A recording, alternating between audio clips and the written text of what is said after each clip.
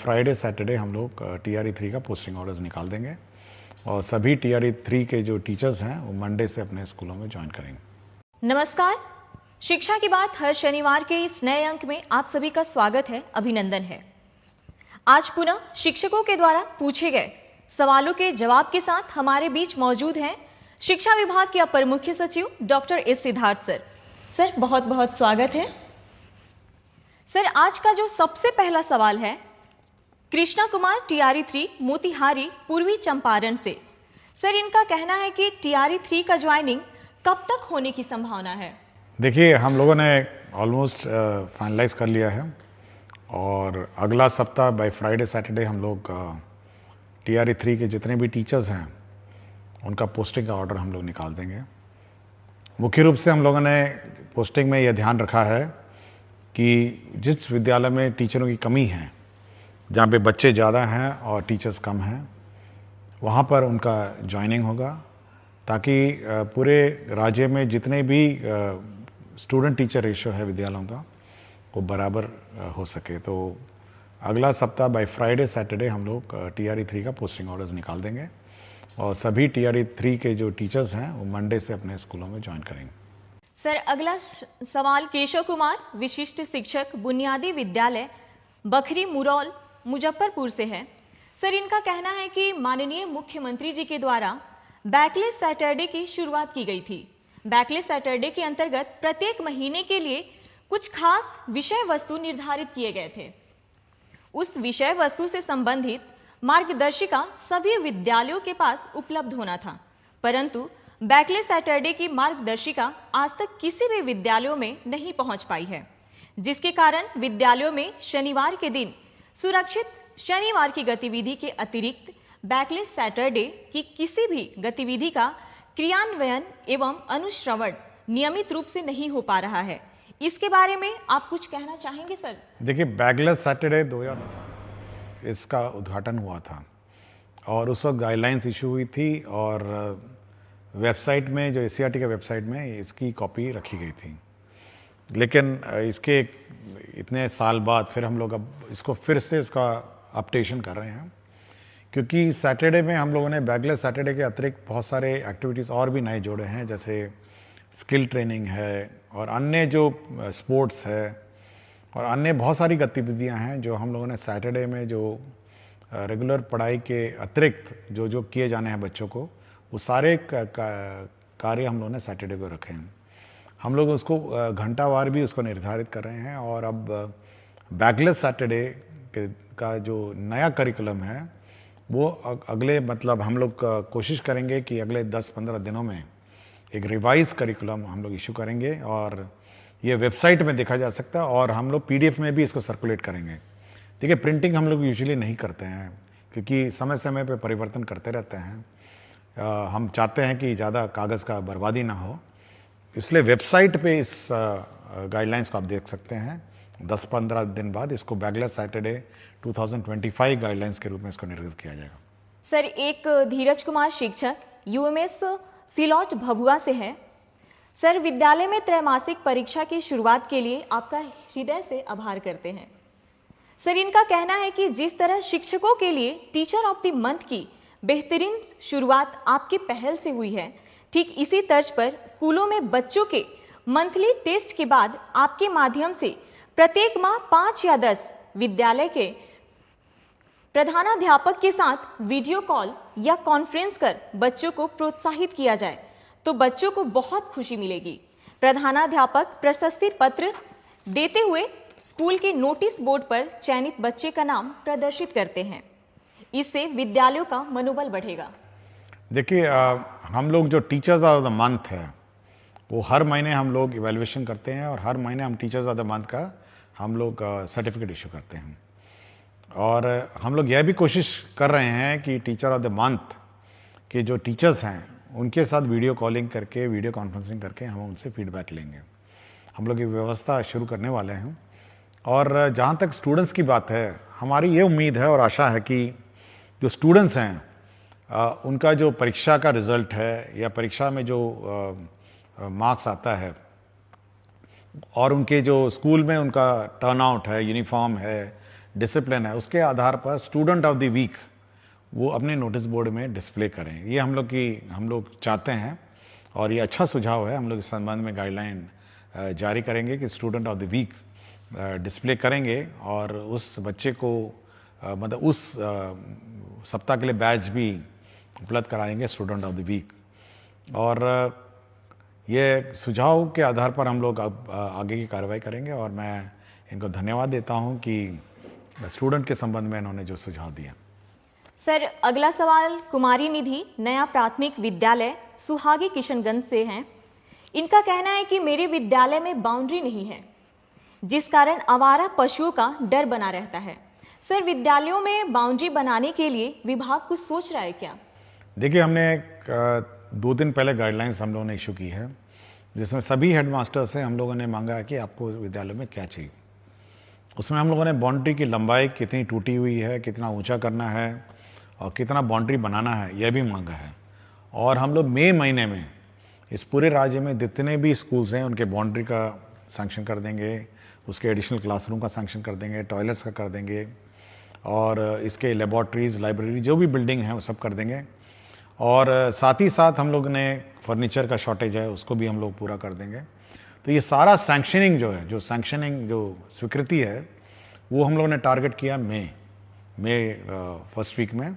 उसके बाद इसकी आपूर्ति की प्रक्रिया जून, जुलाई, अगस्त तक ये हम लोग का लक्ष्य है कि जुलाई से पहले ही कम से कम सारी चीज़ें बन जाए। सर, एक आशीष कुमार गौतम जी हैं, विद्यालय अध्यापक उच्च माध्यमिक विद्यालय माधोपुर मनेर पटना से। सर, ये कहते हैं कि बिहार बोर्ड 10वीं और 12वीं का परिणाम देश भर में सबसे पहले जारी कर एक कीर्तिमान बनाता है, लेकिन 10वीं के रिजल्ट के 1 महीने बाद 11वीं में प्रवेश प्रक्रिया शुरू किया जाता है, जो लगभग जुलाई तक चलता है, जिस कारण बच्चे काफी समय विद्यालय से दूर रहते हैं। सर, जिस तरीके से शिक्षा विभाग कक्षा 1 के लिए नामांकन अभियान चलाती है, क्या उस तरीके की कोई ऐसी व्यवस्था हो सकती है जिससे मार्च में परिणाम प्रकाशित होने के तुरंत बाद 11वीं के प्रवेश प्रक्रिया शुरू कर अप्रैल द्वितीय सप्ताह से कक्षा आरंभ किया जा सके तथा पूरी प्रवेश प्रक्रिया अप्रैल अंत तक समाप्त किया जा सके? देखिए, हम लोगों ने पहले डायरेक्टर सेकेंडरी को यह निर्देश दिया है कि वे गाइडलाइंस निकालेंगे और जितने भी 10th पास हैं वो प्रोविजनली एडमिट हो जाएंगे 11th क्लास में उनके अपने पंचायत में, क्योंकि हर पंचायत में अब हाई स्कूल है। तो प्रोविजनली सभी को एडमिशन करके क्लासेस स्टार्ट करने का मैंने निर्देश दिया है। हम लोग मंडे से मॉनिटरिंग करेंगे कि कितने बच्चों ने 11th ज्वाइन किया है और उनकी कक्षा मंडे ट्यूसडे हो सकता है 2-3 दिन लेट हो जाए, लेकिन अगले सप्ताह से सभी 11th क्लास के बच्चों का क्लास शुरू करना है। यदि किसी बच्चे को कोई और स्कूल स्थानांतरण करना है या टीसी लेके किसी अन्य स्कूल में दाखिला करना है तो उसकी प्रक्रिया अलग है, किंतु प्रोविजनली सभी लोग अब 11th क्लास जो है अपने ही पंचायत में इमीडिएटली अगला सप्ताह ज्वाइन करें और अपने क्लासेस शुरू करेंगे। सर, रश्मि बाला बरनवाल विद्यालय अध्यापक उच्च माध्यमिक विद्यालय सुपौली पचरुखी सिवान से हैं। ये कहती हैं कि अंग्रेजी विषय को 9वीं और 10वीं में भी अनिवार्य किया जाए। इन स्तरों पर अंग्रेजी सीखने और अध्ययन करने के लिए छात्रों को आकर्षित करना कठिन है, जिसके कारण उच्चतर माध्यमिक स्तर पर अंग्रेजी में खराब प्रदर्शन होता है, क्योंकि उन्हें अंग्रेजी समझने में वास्तविक कठिनाई का सामना करना पड़ता है, जो पहले से ही दूसरी भाषा है और उन्होंने इस कक्षा 10 तक गंभीरता से नहीं सीखा है। देखिए, हम लोग इस बार 9th, 10th, 11th, 12th में बुक्स, बाइलिंगुअल बुक्स हम लोग लाइब्रेरी में उपलब्ध कराएंगे। सारे बुक्स 2 भाषा में होंगी, एक हिंदी में और अंग्रेजी में, और एक ही किताब होगी, एक तरफ हिंदी रहेगी, एक तरफ अंग्रेजी रहेगी। हमारी कोशिश है कि जो बच्चे हैं वो जब हिंदी पढ़ रहे होंगे उसका अंग्रेजी रूपांतर भी साथ ही साथ पढ़ेंगे, और हम लोग अच्छी संख्या में उपलब्ध कराएंगे किताबें, और कोशिश करते हैं कि बच्चे 9th, 10th, 11th, 12th जो हैं वो दोनों भाषाओं में पढ़ें, और धीरे धीरे वो माइग्रेट करेंगे और अंग्रेज़ी के टेक्स्ट को समझने की कोशिश करेंगे, ताकि हायर एजुकेशन में जो भाषा में वो हायर एजुकेशन प्राप्त करना चाहते हैं उसमें उनको सहूलियत मिले।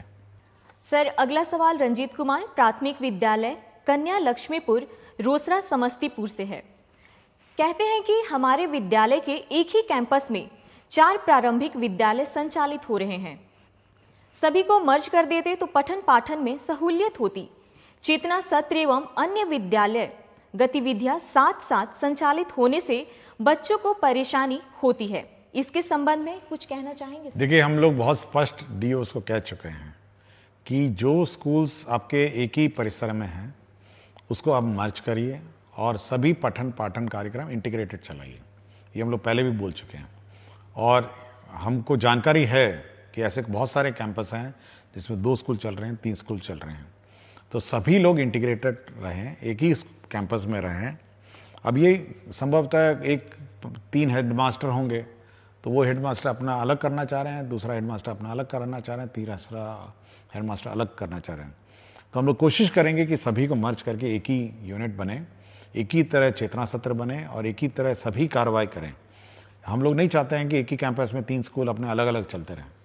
सर एक नीलमणि प्रताप शाही उच्च मध्य विद्यालय कोडरा हाथा हथुआ गोपालगंज से है।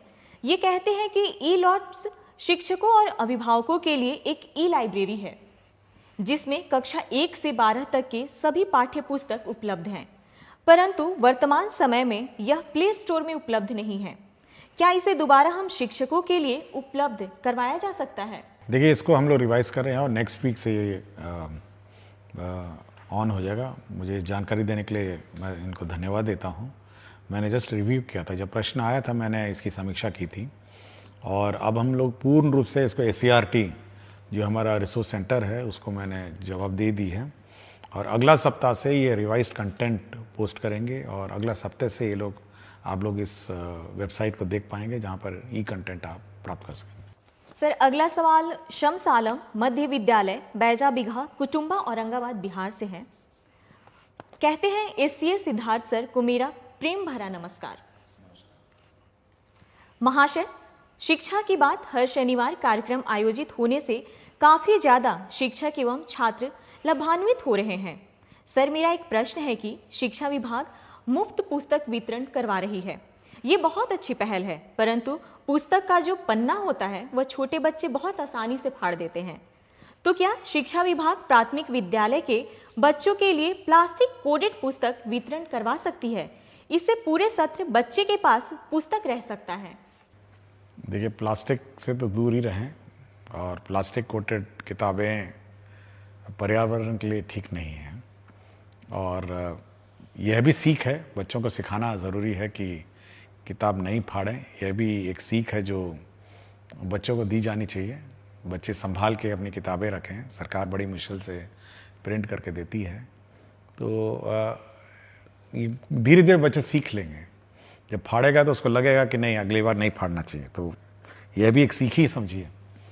तो प्लास्टिक कोटेड किताबें, मेरा विचार है कि एक तो महंगी बहुत हैं, पेपर भी बहुत महंगा है और पर्यावरण के दृष्टिकोण से और एनवायरनमेंट दृष्टिकोण से प्लास्टिक कोटेड किताबों से थोड़ा हम लोग को बचना चाहिए। हम लोग एनवायरनमेंट फ्रेंडली और एनवायरनमेंट कंपैटिबल किताबें देते हैं और धीरे धीरे सीख जाएंगे। मतलब कम से कम किताब तक आकर उसको अध्ययन करना या उसके साथ उसको फाड़ना, ये सब लर्निंग प्रोसेस की प्रक्रिया है और मैं सोचता हूँ कि बच्चे को जिसमें खुशी है वही करे।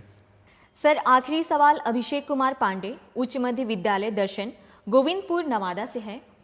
ये कहते हैं कि महोदय, मुझे आपका कार्यक्रम बहुत अच्छा लगता है कि आप हर शनिवार को आप शिक्षकों से जुड़ी समस्याओं का समाधान करते हैं, जो काफ़ी सराहनीय है। मेरा आज का प्रश्न है कि जो शिक्षक शिक्षिका BPSC से ज्वाइन किए हैं, क्या उनको भी मेडिकल व मातृत्व राशि दे होगा? अगर नहीं होगा तो उनके लिए अपने बच्चों का पालन पोषण करना मुश्किल होगा। विभाग इसके बारे में क्या सोचती है? देखिए, विभाग ने बहुत स्पष्ट किया कि मेडिकल लीव जो किसी को मेडिकल लीव है उसको दे है और दूसरा है कि जो मैटरनिटी लीव है, जो मैटरनिटी लीव स्टैंडर्ड है, ये दोनों दे हैं। तो मैं बहुत बार मुझे शिकायत भी आती है, लोग मुझे कॉल करके पूछते भी हैं कुछ लोग अपना फ़ोटो भी भेज देते हैं कि देखिए हम बीमार पड़े हैं अस्पताल में, कोई छुट्टी नहीं मिली है। तो मैं बहुत स्पष्ट किया सबको कि भाई मेडिकल लीव, जब आप विद्यालय अटेंड नहीं करते हैं, मेडिकल लीव आपके एलिजिबल है, और मैटरनिटी लीव, जो मैटरनिटी लीव है वो भी एलिजिबल है। इस संबंध में स्पष्ट गाइडलाइंस हम लोग निकाल देंगे, तो ये दोनों गाइडलाइन मिल जाएंगे। और मेरा विचार है जो हेडमास्टर हैं इस संबंध में थोड़ा ध्यान दें और सेंसिटिव हो, महिला टीचर विशेषकर जिनको मैटरनिटी लीव की आवश्यकता है, तो चाहे कितनी भी छोटी सेवा हो, ये उनको देय होगी। बहुत बहुत धन्यवाद सर। अगले सप्ताह फिर से मुलाकात होगी शिक्षा की बात हर शनिवार के नए अंक के साथ। धन्यवाद।